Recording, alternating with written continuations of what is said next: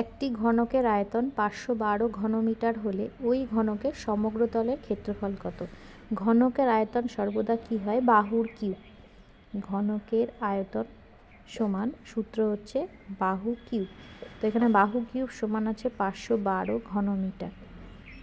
512 মানে হচ্ছে 8-এর কিউব, 8-এর ঘন। তাহলে আমরা ঘনকের বাহু কত পাচ্ছি? 8 মিটার।